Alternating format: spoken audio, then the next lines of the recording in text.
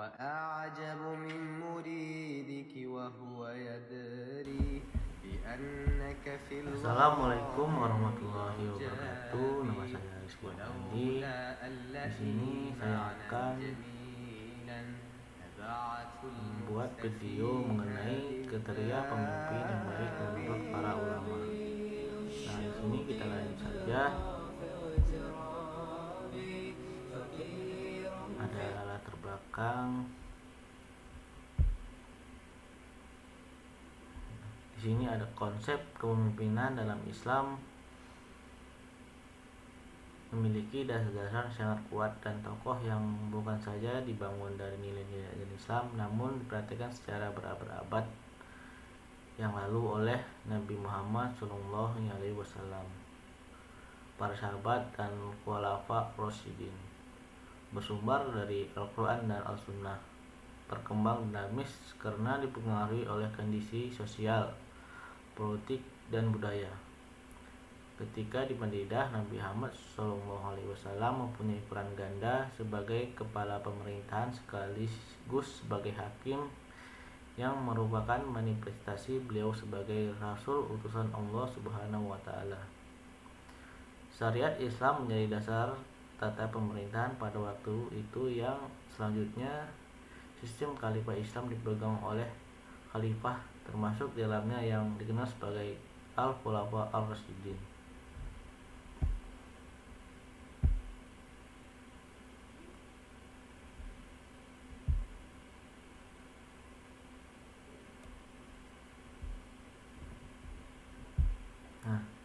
Kriteria pemimpin yang baik ada 4, yaitu 1. Al-Mawardi, Ibnu Khaldun, Ibnu Taimiyah, Syekh Muhammad Mubarak.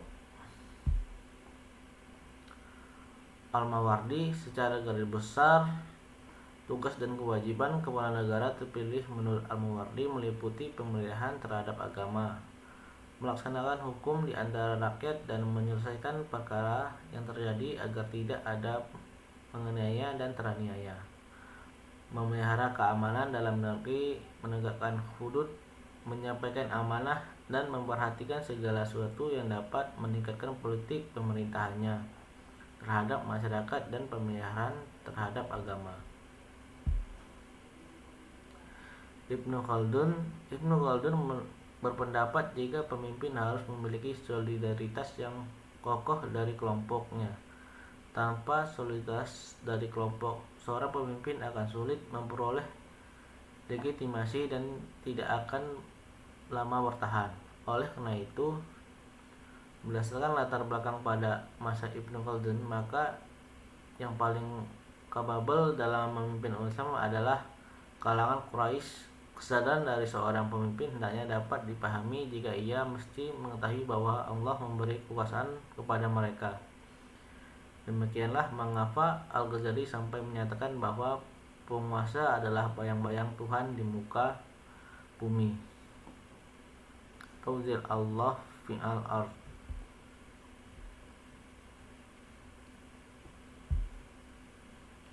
Ibnu Taimiyah berpendapat bagi seseorang kandidat kepala negara tidak mengutamakan suku Quraisy, di mana beliau hidup pada masa kekhalifahan Bani Abbas. Beliau masyarakat kejujuran, keamanan, dan kewibawaan atau kekuatan kuwah.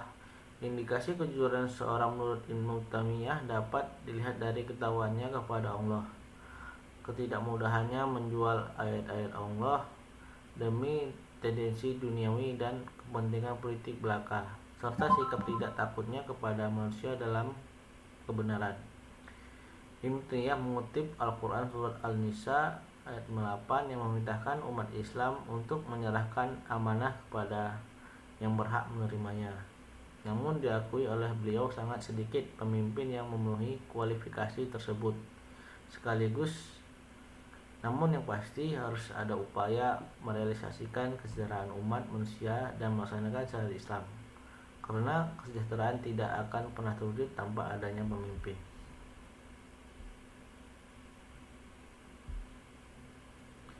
Syekh Muhammad Mubarak Syekh Muhammad Warab dalam kitabnya Nizam al-Islam menyebutkan ada 4 syarat seorang menjadi pemimpin, yaitu pertama mempunyai akidah yang lurus, kedua mempunyai wawasan yang luas, ketiga mempunyai dedikasi mengabdi kepada umat, keempat mempunyai komitmen yang kuat terhadap ajaran Islam.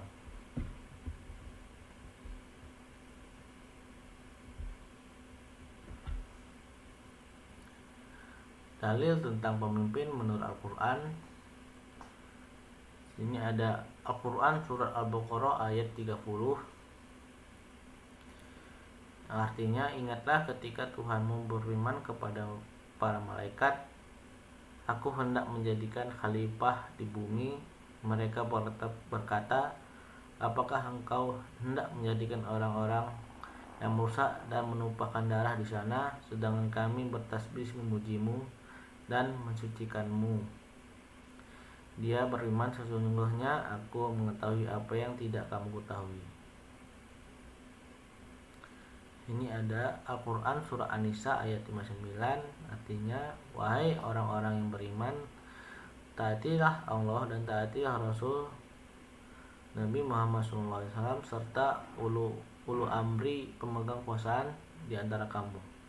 Jika kamu berbeda pendapat tentang sesuatu, kembalikanlah kepada Allah Subhanahu wa Ta'ala dan Rasul.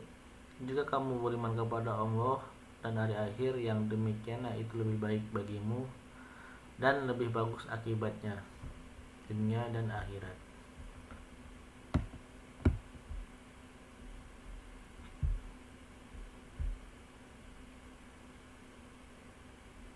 Ini ada lagi Al-Quran surat Sya ayat 26 dan Al-Quran surah Al-Imran ayat 159.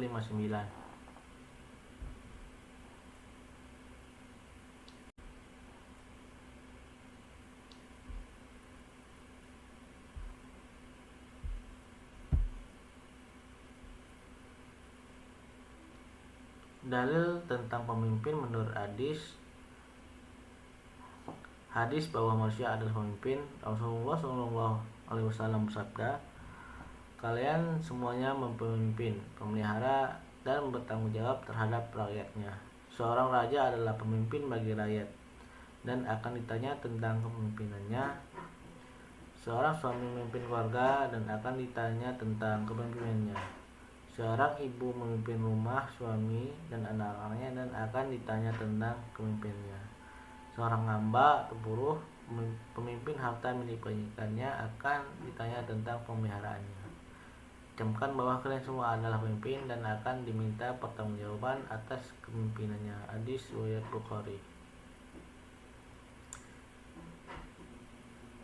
Hadis taat kepada pemimpin. Sallallahu alaihi wasallam bersabda, siapa yang taat kepadaku maka berarti taat kepada Allah, dan siapa yang maksiat kepadaku berarti maksiat kepada Allah, dan siapa yang taat kepada pemimpin yang aku angkat berarti taat kepadaku, dan siapa melanggar pemimpin yang akan aku angkat berarti melanggar aturanku. Hadis riwayat Bukhari.